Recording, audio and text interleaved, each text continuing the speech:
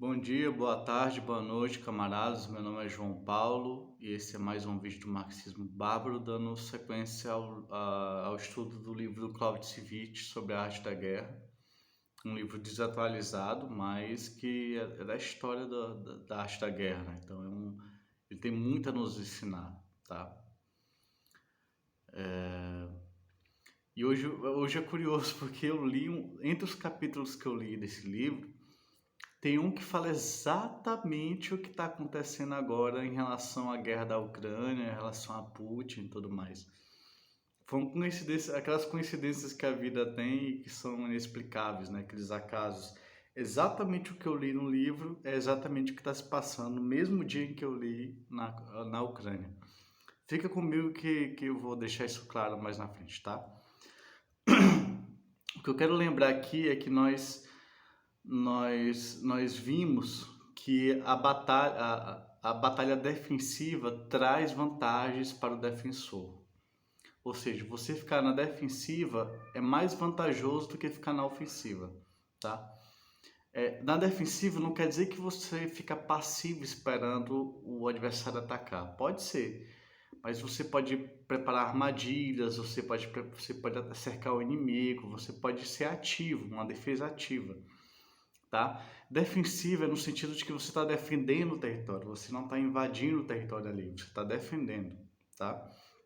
E aí você tem a vantagem do espaço, você pode se localizar bem no espaço e tudo mais, no seu território. Você tem um povo do seu lado que pode ser armado também. Você tem recursos e transporte mais facilitado que o inimigo que avança, ou seja, o atacante ele avançando ele cria uma linha de comunicação e de transporte muito grande, muito custoso, que pode ser atacado, que é ruim para o atacante. Veja na Segunda Guerra Mundial, a Alemanha avançou rapidamente sobre a Rússia, entrando no grande território russo. Mas aí se gerou um problema, né? O problema de abastecimento e de comunicação, de como se abastecer lá na Alemanha, entrando no território russo. E aí a Rússia também preparou grupos de guerrilha grupos especiais para atacar os comboios nazistas, né? Ou seja, a defesa tem vantagens. Lógico, você está na defesa, mas da defesa você tem que partir depois para a ofensiva. Você começa defensivo quando a questão é ser defensiva, mas a defensiva ela tem que ser substituída pela ofensiva que é para ganhar a guerra, tá? Só lembrando, você não pretende, não, via de regra, destruir o inimigo, tá?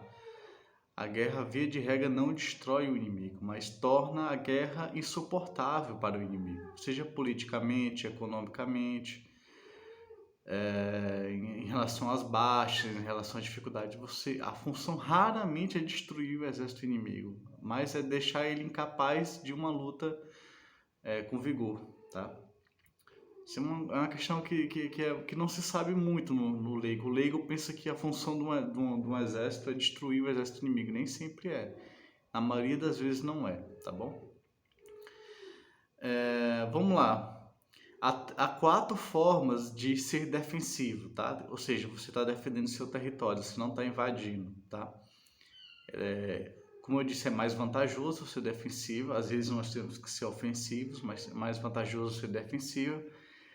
E aí você tem quatro ações gerais, que é uma seguinte, você espera o inimigo entrar no seu teatro de operações, naquele ambiente naquele campo que você está preparando a batalha. Então você espera o inimigo entrar no teatro de operações e aí você ataca o inimigo, tá? Você ainda está na defensiva, porque você está defendendo um território, mas você está ofensivo na tática, tá?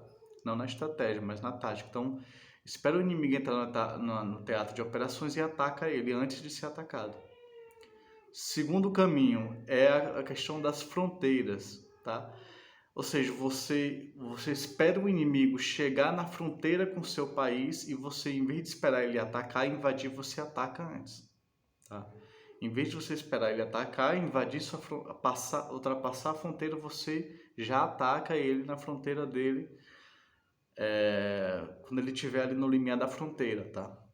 A terceira opção é ficar num teatro de operações, se preparar e esperar o ataque do inimigo, tá? É uma opção você esperar o inimigo atacar para você reagir, se defender de forma ativa, de forma até ousada em alguns casos. Então você espera o ataque do inimigo, tá? Para se posicionar, para saber mais ou menos o que é que ele pretende e tudo mais. Então você reage ao ataque do inimigo. Isso é uma terceira forma de ser defensivo. A quarta forma de ser defensivo é a mais famosa, que é retirar-se para o interior do país. Isso é mais funcional em países de grande território, né? Por exemplo, a Israel não pode fazer uma coisa dessa, não tem território para isso.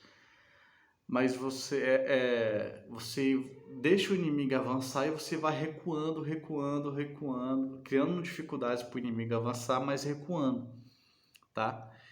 E essa tática tem se demonstrado muito eficiente, tá? Muito eficiente. Isso foi feito na Ucrânia.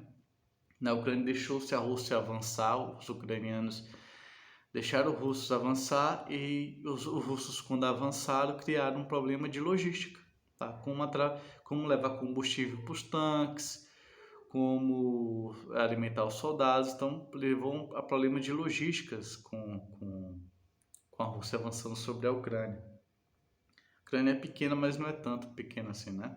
Mas vamos lá. E aqui entra a questão de Putin, tá? O Clausewitz disse que a defesa é tão assim, quanto mais o exército recua e quanto mais o invasor tende a avançar, mais forte fica o defensor e mais fraco fica o ofensivo, o invasor. E isso, assim, tem uma história da guerra em relação a isso. Assim, isso se repetiu várias vezes na história da guerra, porque o invasor começa a ficar com medo de perder. E ele começa a ficar mais frágil, mais desarticulado e começa a perder posições para o defensor. O que está acontecendo na Ucrânia. E aí o invasor fica com medo de avançar, de ir para a ofensiva, então o exército se paralisa. E os generais começam a criar histórias de por que eles não estão indo para a ofensiva, começam a falsificar a razão de eles não estarem indo na ofensiva, a falsificar a razão de eles estarem perdendo o território. Clausewitz fala isso, assim, que isso se repete, e isso está se repetindo na Ucrânia de forma idêntica ao que ele diz no livro. Por exemplo, ele diz que na Rússia os generais estão reclamando do governo, o governo está reclamando dos generais, não se sabe muitas informações se estão corretas ou erradas, a Rússia está perdendo território, não sabe o que fazer e tudo mais. Isso é típico, tá? De exércitos invasores contra exércitos defensores que recuaram, né? Deixaram o inimigo avançar para depois contra-atacar. Então isso levou a um desespero do governo, ameaça de guerra nuclear, todo tipo de falsa plebiscito para tomar o território. Então vejo que o exército se paralisa. E o Clausewitz diz, não tem como a gente falar sobre isso de forma empírica, tá? Como historiadores, porque os generais, literalmente, os generais que estão prestes a perder, os generais invasores que estão prestes a perder, literalmente falsificam a história. Eles inventam todo tipo de desculpa, menos o fato de que eles estão com medo de ir para a ofensiva, com medo de perder a guerra, com medo dos defensores contra-atacar de forma decisiva, que é o que está acontecendo na guerra da Ucrânia, né? Então não basta colher os dados empíricos nesse caso, você tem que ter a malandragem de saber o que está por trás dos dados, né? O que está escondido através dos dados, que os dados não revelam, escondem. Então, assim, é uma coisa que só se percebe teoricamente, não empiricamente. Porque, literalmente, tem muitos segredos de Estado que nunca são revelados, ou são revelados muito tempo depois, 100 anos depois, sobre o fato de que o invasor, ao avançar sobre o território inimigo, ele cria as condições de sua própria derrota e ele paralisa quando está perto de ser derrotado. Isso não quer dizer que a Ucrânia vai vencer a guerra, existe a possibilidade real da Ucrânia vencer a guerra. É realmente possível, mas não é garantido, tá? Como marxista, eu estou do lado da Ucrânia, isso é altamente polêmico e tal, qual é o lado certo de se defender. A Rússia tem um projeto imperial, burguês, né, imperialista mesmo, de colonização da Ucrânia, logo a gente tem que ficar do lado da Ucrânia, apesar do governo, e ficar do lado da Ucrânia e defender o mais fraco, né, o que está sofrendo processo de colonização. Então, isso a gente usa as divisões internacionais a nosso favor, né? A gente faz unidade de ação com parte do imperialismo para poder conseguir armas e tudo mais. Então, é isso. É isso o vídeo de hoje. Eu achei que ia ser muito mais curto, mas foi um pouquinho longo. Então, fica até o próximo vídeo. Amanhã, provavelmente, eu vou fazer um vídeo sobre a crise sistêmica, sobre o que é a crise do valor. Qual é a interpretação marxista da terceira revolução industrial, tá bom? Até lá!